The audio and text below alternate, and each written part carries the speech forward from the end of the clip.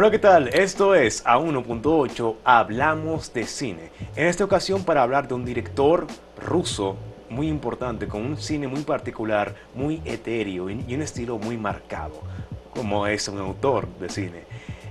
Vamos a hablar más de eso prontamente, pero quisiera primero recalcar que la semana más corta, un festival de cine de cortometrajes de la Pontificia Universidad Católica Madre Maestra Pucamaima, se estuvo realizando y en esta ocasión pudieron presentarse los cortometrajes de los estudiantes, mucho potencial, mucho talento cinematográfico que se puede ver en la siguiente generación de cineastas de República Dominicana. Se está haciendo un trabajo muy impactante, muy importante para la industria y que nos da como una muestra de cómo será el cine dominicano en el futuro, porque los jóvenes de ahora, los estudiantes, son quienes serán más adelante los directores, productores y los que van a realizar el cine dominicano. Y dejando ya esto completado, mencionado, vamos a introducir al invitado de hoy, Ángel L. Peña, Ángel Leonardo Peña. El mismo. ¿Qué tal? ¿Cómo te encuentras? Por lo momento todo bien. Por el momento estamos súper bien. Por el momento. Claro que sí. Tenemos que hablar sobre un director de cine. Él es ruso, él tiene un cine que, como mencioné anteriormente, impacta porque no solamente porque es etéreo y porque es un poco lento, que toma un tiempo en llegar, en absorber el mensaje, sino porque tiene también un trasfondo. Le gusta usar mucho el simbolismo, que es crear imágenes en pantalla con un significado detrás. Y estamos hablando de nada más y nada menos de Andrei Tarkovsky.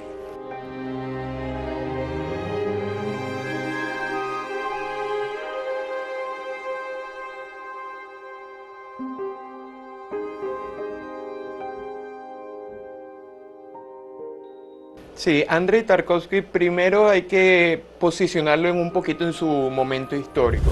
El cine ruso obviamente fue muy rico en los años 20, ¿verdad? Con el montaje soviético, personajes como Eisenstein, Dovzhenko, Pudovkin.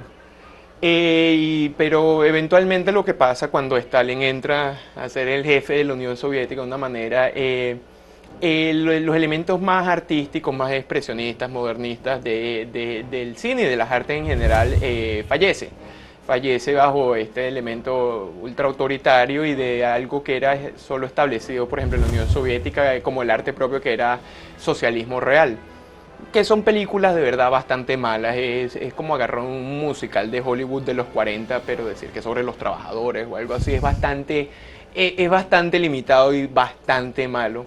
Y eso fue obviamente parte por esto, la causa estalinista, etcétera, etcétera. Claro que sí, en ese momento Rusia venía de su revolución, la revolución bolchevique, que creó lo que fue más adelante la Gran Unión Soviética. Y esta gran potencia mundial en ese entonces, competía con Estados Unidos, tenía ese control. Y ellos les gustaba mucho el cine para propaganda, para crear ideas en la gente, para promover el comunismo en la población de ese entonces. No, y antes de Stalin, al menos o cuando Stalin entró un poquito más adelante, al menos el cine se estaba utilizando de una manera no solo radical, sino revolucionaria. Sí, era propagandista, pero tenía mucho trasfondo artístico del uso como se utilizaba el cine, como hablamos anteriormente, el montaje soviético de Eisenstein, que creó de una manera u otra la gramática que mucho del cine que vino después utilizó. Pero durante el legado de Stalin, muchas de las películas, aunque eran propagandistas, era un propagandismo muy básico, ¿verdad? En donde, como dije anteriormente, en vez de un musical burgués, era un musical soviético y tenía todas las carencias y todas las fallas del mismo. Se perdió ese instinto artístico de antes. Se perdió esa apertura revolucionaria y artística, claro, que era antes lo que tenía. Claro, porque antes en el cine ruso hay películas muy importantes. Todavía, hoy en día, en las clases de cine, de la carrera de cine, te ponen a ver un segmento de El acorazado de Potemkin, que es las escaleras de Odessa. En cualquier clase introductora de cine te ponen el acorazado. Y toman ese pequeño fragmento para mencionar, para describir cómo es la edición y cómo impactaba en la forma de contar la historia. Y eso solo se creó allá en Rusia. Sí, no, muy interesante ese elemento. Y la verdad que era como en todos los procesos revolucionarios. Al principio siempre una gran apertura artística.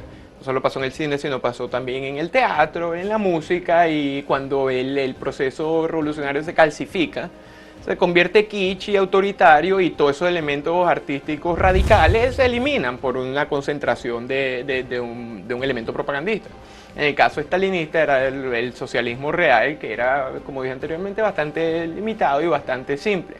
Ahora, ¿qué pasa? Stalin muere y después ocurre lo que se llama el deshielo de Khrushchev, que es un momento otra vez después de que Stalin muere, Khrushchev entra como el nuevo líder de la Unión Soviética y hay un cierto elemento de apertura, de crítica contra Stalin, y entonces en este momento estos elementos artísticos más o menos vuelven a renacer de una manera.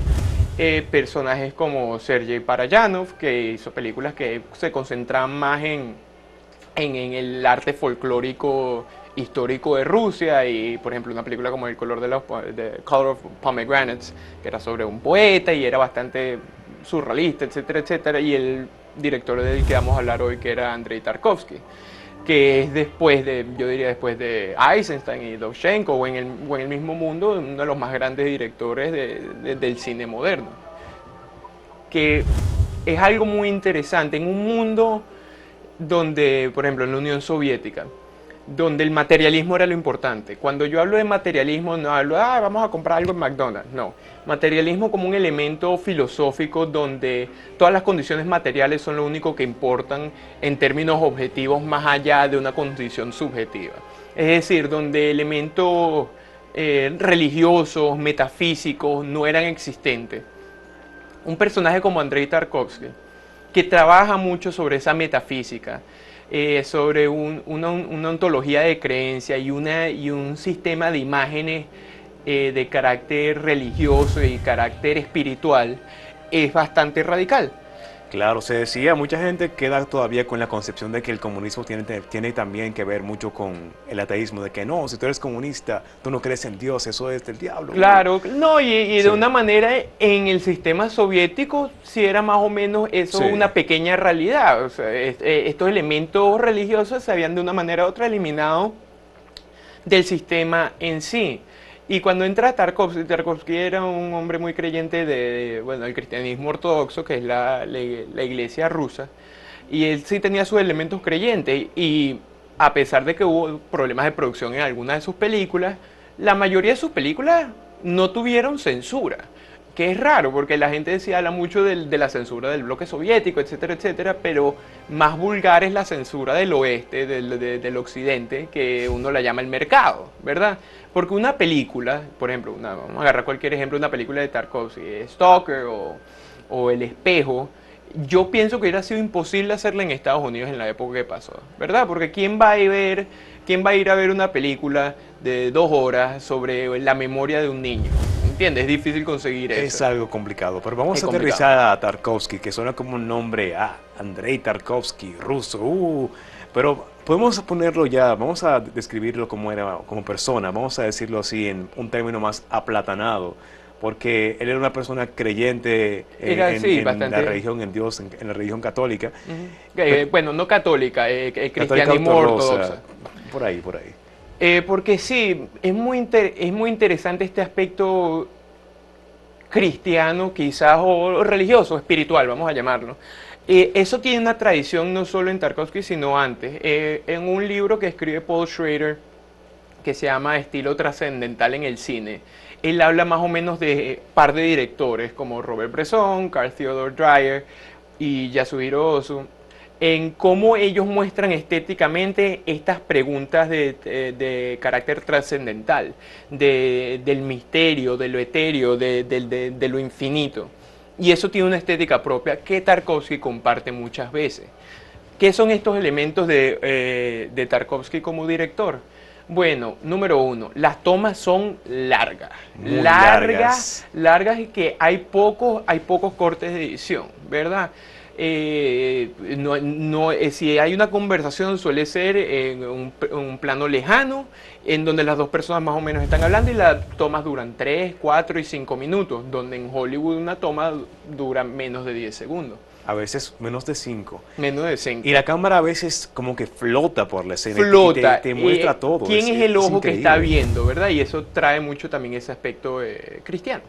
¿Quién es el que ve? No necesariamente es uno ni es uno de los personajes, es como una serie de espectros, fantasmas que se aparece en esa escena. Él la cámara siempre la tenía en ruedas, ¿verdad? Y entonces eso crea una idea casi flotante de estas imágenes. Entonces, sí, uno de estos aspectos de Tarkovsky es que esas tomas eran bastante largas. Y hace que su cine sea un poquito lento. Es Bueno, un lento. poquito, no es lento. No, es no lento. tiene, claro, no tiene el mismo ritmo que una película de Marvel. Sí, es verdad. Pero Sí. no hay que tenerlo, ¿verdad? Porque no hay nada más predecible y aburrido para mí que una película de Marvel. Pero cuando uno ve esta condición que trabaja mucho en esa lentitud, y algo que creo que es muy importante que podemos hablar en un segundo, que es el tiempo en sí, la densidad del tiempo, que es algo principal para Tarkovsky, crea un cine que de verdad tiene carácter más allá de lo artístico. Mucha gente habla del cine de Tarkovsky y ellos dicen, en la mayoría del cine la narrativa es prosa. En el cine de Tarkovsky no es prosa, es poesía. Wow. Pero ¿Verdad? Ángel, vamos a parar aquí en este momento, en ese pensamiento. Y seguiremos tras la pausa aquí en A1.8, Hablamos de Cine.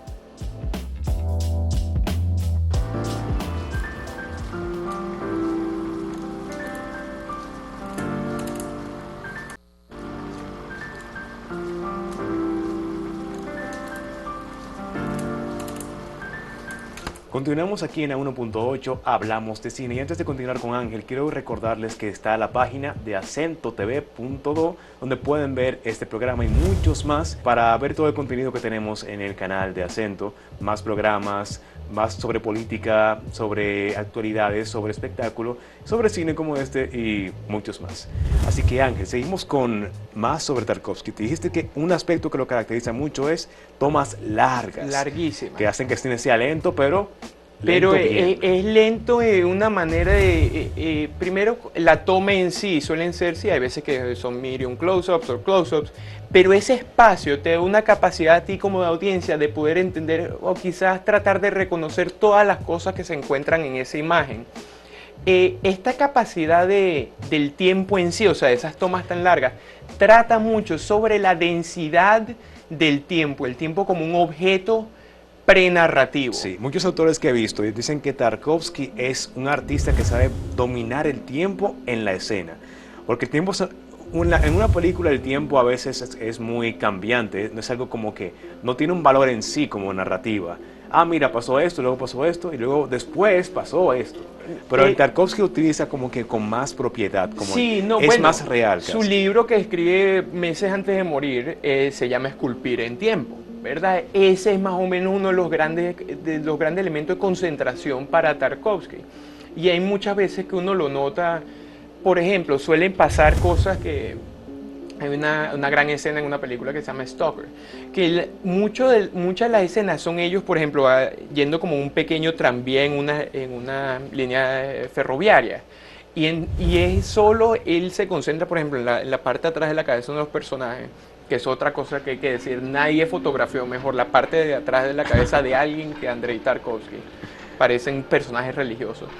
Y uno comienza a escuchar el sonido que hace el pequeño tranvía contra las líneas, se da cuenta del cambio de la imagen que va ocurriendo. Esa densidad de tiempo prenarrativa crea un cierto elemento como de trance o de meditación dentro de la película. Muchas veces cuando uno ve una película de Tarkovsky, uno se sienta como uno si estuviera en una serie de trance, como si uno tiene un elemento muy de sueño, ¿verdad? Sí. Es un elemento muy onírico y muy etéreo. Sí, Tiene claro, algo claro. que es al mismo tiempo real e imaginario. Y Es tan una de las etéreo grandes- bueno, sí, es una de las grandes cosas. es uno de los grandes elementos que Tarkovsky trae al cine. Uno de los... Ingmar Bergman, otro gran director escandinavo, claro. él cuando ve la primera película de Tarkovsky, La juventud de infancia de Iván, él dice, sí, es que fue uno de los primeros directores que yo vi, Bergman siendo un gran director, en donde se entendía la imagen y la lógica de la película como un sueño, y era cine de verdad. Él dice algo más o menos como, yo la primera vez que veo a Tarkovsky, él ya había llegado al punto donde yo quería llegar, en donde yo solo había podido abrir la puerta y él estaba corriendo en Wow. esa plaza. O sea, Entonces, que un sí, director, eso es como que venga, bueno, ¿qué ejemplo tenemos actual que se compare a Ingmar Bergman? no, Bueno, eso es como, sí, no sé, es difícil, es pero eso es difícil, pero como que agarrar, para no decir sé, por nombre, es como que ahora mismo venga Steven Spielberg, un reconocido y le director diga a Paul norteamericano, Thomas Anderson que él es uno de los mejores directores del mundo. más o ¿Entiende? menos, más o Porque Bergman menos. siempre es un gran personaje artístico. Pero sí ese elemento de tiempo, de la lentitud, de una manera u otra del aburrimiento, porque muchos de estos personajes sí van y recogen algo y sacan algo y eso es lo importante, ese proceso de movimiento más allá de por qué agarro eso, porque esa motivación no es tanto lo importante, sino la imagen dentro de ese elemento. Sí, pero te quería contar ahorita que esa lentitud, eso de onírico, que wow, que sublime, pero también es muy lento, hace que sea un poquito difícil de ver el cine Es de difícil Tarkovsky. entrarle, Es difícil pero entrar, cuando uno cuando te está adentro, acostumbras, claro, claro. ya estás adentro, estás en un sueño. Pero cualquier persona que esté nueva en este tipo de cine, va a ser difícil.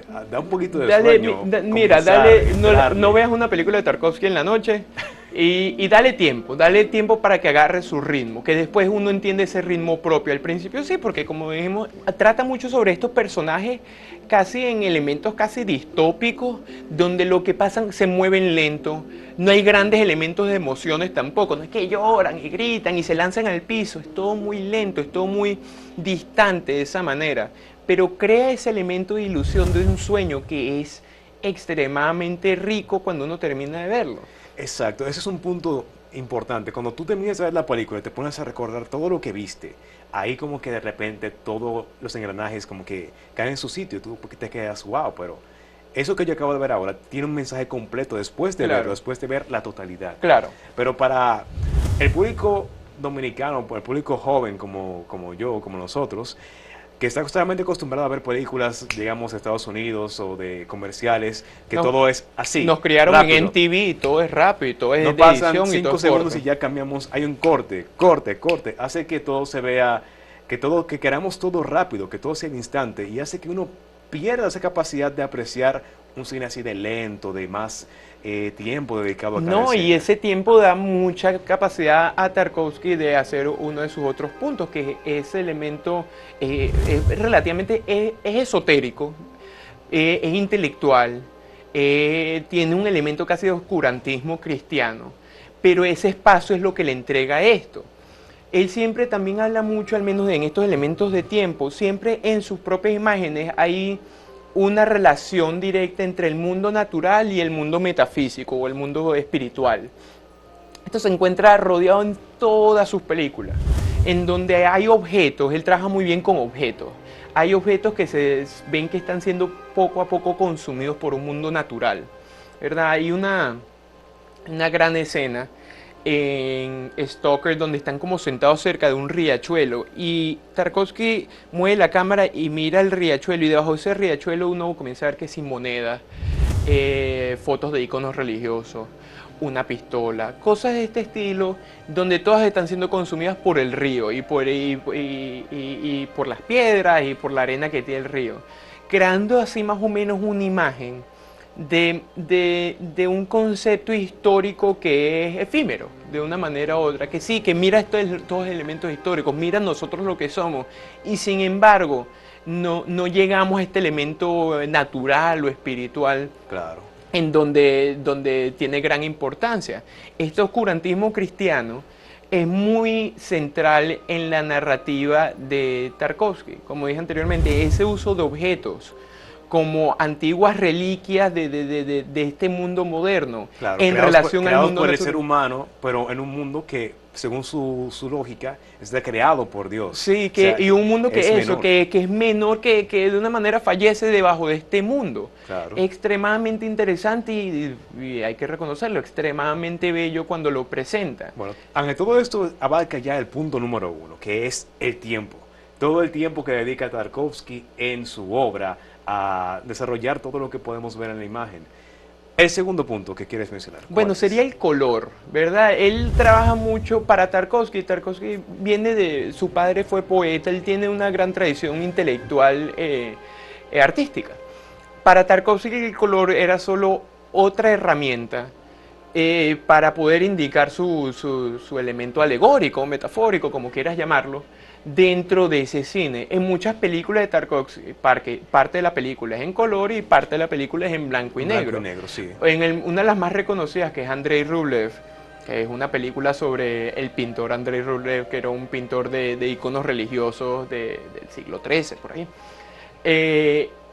La mayoría de la película es en blanco y negro, y la última escena muestra una pintura de Andrei Rublev, o sea, filmada, y esa es en color. Ese es como uno de los momentos más impactantes. Pero el momento más impactante para mí de este cambio de color es en la película Stalker, donde ellos están llegando a Stalker, para dar un pequeño de trasfondo de qué se trata la película. Stalker es una película sobre tres personajes que son casi arquetipos. Uno se llama profesor, el otro se llama escritor y está el Stalker. Qué creativo. No es arquetipo total, son arquetipos, o sea, no son tanto personajes, Ser sino como... directa, mira, tú eres profesor, tú eres... son imágenes, imágenes de condiciones intelectuales, súper interesante. Pero ahí, en esta zona, hay una parte donde supuestamente... si tú llegas al medio de la zona y tú vocalizas cuál es tu mayor deseo en el mundo, ese deseo se te va a pasar. Wow. Él llegando, entonces él tiene que llevarle el Stalker, es el encargado de llevar a estas personas a esa zona, que es una zona que está delimitada, que hay militares alrededor porque no pueden entrar. Oh, el Stalker, en este caso, en español viene siendo el mismo acosador, ¿o? No, es la palabra directa. No, es la palabra que le da a Tarkovsky, se le llama Stalker. Stalker. O sea, la traducción en español se dice Stalker y tiene hasta acento en la A. Y yo, ok, si tú lo dices, pero sí, ese es el personaje que los lleva a la zona. Hay un momento que van de afuera de la zona adentro de la zona. Ángel, antes de continuar con eso, vamos a tener que dejarlo por ahí, Perfecto. ahí llegando al cliffhanger, para que continuemos después de la pausa. Aquí en A1.8 hablamos de cine.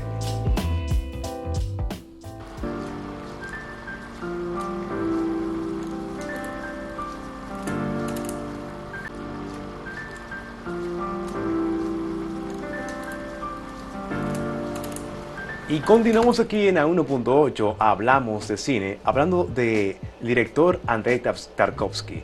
Y me contabas que en la película Stalker hay tres personajes. El Stalker tiene que llevar a los otros dos a una cueva. Profesor y escritor. Profesor y escritor. Arquetipo. Los tiene que llevar como al centro de un sitio, ¿verdad? Entonces te muestran, la primera parte, los primeros 15 minutos de la película, es en sepia monocromático. Y van avanzando como un pequeño tranvía. Y escuchas las ruedas y escuchas el pasar y el sonido de la naturaleza, todo está en sepia, y de repente cambia la escena y está en color. Y es una de las imágenes más hermosas del cine moderno. Es como si tú nunca hubieras visto una película de color antes de ver ese momento. Nunca habías podido entender el color hasta ver este cambio en la película de Tarkovsky. Porque trabaja muy bien con ese color como un elemento alegórico. Este mundo, esta zona que está llena de deseos y posibilidades es lo que trae ese color. En películas como en El Espejo también se pasa mucho cuando hablan de memorias del pasado. Pasa mucho entre blanco y negro y colores y sepia, una condición muy variada de colores como un instrumento. No como, por ejemplo, hacía Godard para reconocer que esto es cine, sino un poquito más allá de eso. Es como este elemento de color contribuye a un elemento emocional, religioso. Un recurso, claro. Es un recurso que lo utiliza de esa manera y lo utiliza, yo creo que el mejor director que lo utiliza. Como dije en Stalker. Parte también, no solo el color que estamos hablando, una de las cosas más importantes también de Tarkovsky es la belleza de las imágenes dentro que él construye, porque están construidas. Claro. La composición de Tarkovsky de sus imágenes es muy impactante. Es algo como ver una pintura renacentista, o mejor dicho, una pintura de íconos rusos. Claro. Es algo realmente impactante. Y la imagen, la alegoría, en el cine de Tarkovsky, la alegoría nunca es simple. Siempre una cosa pueden ser varias cosas, y ese misterio es lo que crea gran idea. Claro. Si antes de terminar aquí, si yo pudiera decir algo sobre la imagen, o al menos dar un ejemplo sobre una imagen, en la película Nostalgia, pasan, la mayoría de la película pasa, la última escena, el último enfoque es algo que yo nunca había visto en mi vida y que todavía me impacta emocionalmente, me pone el pelo de... Wow. Pues, es una toma de un hombre con un perro y la toma se va alejando y están enfrente como un riachuelo y la toma se va alejando y después ven la casa del hombre en el fondo y la toma se va alejando y aparentemente toda esta narrativa ocurrió debajo o dentro de una iglesia vieja sin techo y la toma se sigue alejando y de repente comienza a nevar. Personajes como Fellini o Cocteau, que trabajan mucho con estos elementos oníricos y no los grandes directores, nunca creo que han podido producir una imagen tan etérea y espiritual y ni siquiera tan modernista, es casi ancestral. Es como un retorno no solo a ese elemento natural, pero ese elemento prenarrativo. Es la imagen como la conexión o la voz hacia un elemento del infinito. Es la imagen no como sistema material, sino como sistema espiritual. Y si pueden ver esa escena, pongan última escena en Nostalgia. Por favor háganlo, porque es algo que los va a impactar de aquí hasta que sea su último día. Wow. Yo nunca voy a olvidar la película El Espejo. En una de las escenas iniciales hay una casa que se está incendiando, está la madre y hay dos niños que van como que caminando por la casa y la casa del vecino enfrente se incendia y se detienen a verla y esa escena... Y está lloviendo. Está lloviendo. Y esa escena es una imagen tan poderosa de verla que todavía la recuerdo con claridad. Se han hecho muchas referencias. ¿Y qué significa, verdad? Que es algo muy importante. No es único, no es un simbolismo único. No es que, mira, la cruz está doblada. No, va algo más allá. Es tratar de acercarse a ese elemento del infinito. Trabaja con los elementos. Algo que hace mucho Tarkovsky, que tiene mucha textura. Agua, lodo, fuego, ¿verdad? Son elementos primitivos casi, pero los compone de una manera que da una experiencia de carácter religioso. Es como entrar a Notre Dame o llegar a una gran cúpula religiosa. Claro que sí. Tú sientes... Yo soy un hombre ateo y secular y laico por todos lados, pero el único momento donde yo puedo creer en Dios es cuando yo veo una película de Andrei Tarkovsky. Increíble, increíble. Y eso que no es un cine que digamos propiamente cristiano, pero aún así logra impactarte de una forma espiritual. No, porque hay buenas películas de cine cristiano que Tarkovsky, Robert Bresson, y hay películas como Dios no existe, que eso creo que es lo que le ponen Dios no está muerto. Dios no está muerto, eso es lo que se llama. Que yo creo que se la ponen en Guantánamo a los terroristas, de lo mala que es. ¿Verdad? Eso ya es un debate para otra ocasión. Ángel, ya se acabó el tiempo por el día de hoy, así que para ustedes en casa pueden comenzar a ver a Tarkovsky con El Espejo o también con Stoker. Y también sería bueno que le den la oportunidad a un cine más tranquilo, más lento. Y también se den la oportunidad de analizar, de buscar el símbolo, el significado detrás de cada imagen. Así se puede apreciar mucho mayor estas obras de arte que crean los directores. Así que, señores, nos veremos ya en la siguiente edición de A1.8 Hablamos de Cine.